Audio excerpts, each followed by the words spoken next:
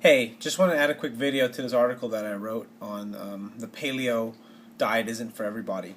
One of the things is that it is a little bit unsustainable. The paleo diet is unsustainable for most people. I mean, don't get me wrong, there are people out there that are diehard and can follow it. I know me and my wife followed it for many months. And I'm still following it to a certain degree. I've just kind of become more lax, especially with the holidays. There are certain foods that I'm just going to go easy on because when you first learn the paleo diet and you have it really affect and positively change your life, you kind of become a nut about it and you get crazy about it. And this is from someone coming from looking from the outside in because there are some personal trainers or some coaches that I've seen that have unrealistic expectations for people, and when you hear and to get the idea of learning that a sandwich is bad for your health is, I mean, it's kind of hard to buy, it's kind of hard to believe, and it's kind of hard to believe for the rest of your life. And until more research comes out and until the whole paleo concept becomes more accepted, you're going to have to kind of find somewhere in between. But there's a lot of merit to the whole paleo diet idea.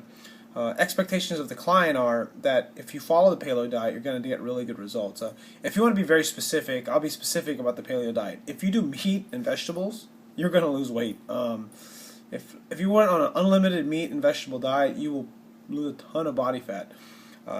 It's simply because satiation value is very high, and you'll be less likely to overeat. You can't eat. It's almost impossible to overeat. On the other hand, for some people who eat carbohydrates, have difficulty controlling their appetite. Like me, if I eat starches, I'm going to keep eating, or I can keep continuing to eat. Some people don't have that problem. They'll have carbohydrates, their body processes it really good, they don't have a problem.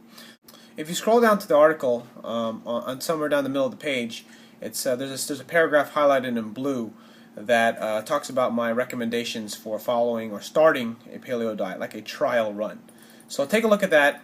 If you want to skip to that, you can take a look and just see my opinion of what you can start with. So that way you can transition into paleo and transition out, or maybe go to strict paleo and then go into kind of a more moderate, normal diet slash towards the paleo low carb side. So take a look at that. Maybe you'll get some insight of how I look at it, and maybe it'll help you. The other thing is too, how do you get a six-pack? I mean, do you have to follow the paleo diet to get a six-pack? Well, there are programs out there.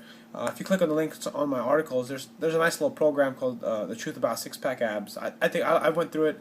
I read it. It's a really good program. It's kind of I was going to make a program for myself to sell also, but this one's actually pretty damn good because it's pretty comprehensive. So if you want kind of like a personal trainer in a box, it's not a bad deal.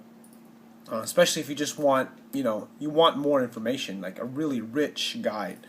So take a look at that.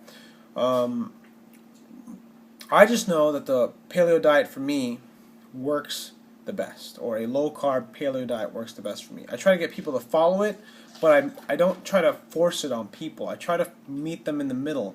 That way they get results. Because the more I can get someone to stick to the meat and vegetable diet, or more willing I can get them to do it, the faster you're going to see their body change. So is the paleo diet right for you? I'm saying it's good for me, but it may not be the best choice for you. It's just a matter of experimenting and figuring out what works best for your body, for the body that you want, and how lean you want to become. Because our lifestyle demands are different. And when you're trying to improve yourself and you have a family, or you have a demanding work life, or both, it can be difficult to do everything that is necessary to get to a point to where you want to be. So make your goals realistic to what you're capable of, but always set your sights for something that is challenging. Don't pick something that's too easy to accomplish. You have a challenging goal first, and then you have like kind of a baby step goal to that challenging goal. That way, you're still trying to reach for that next step.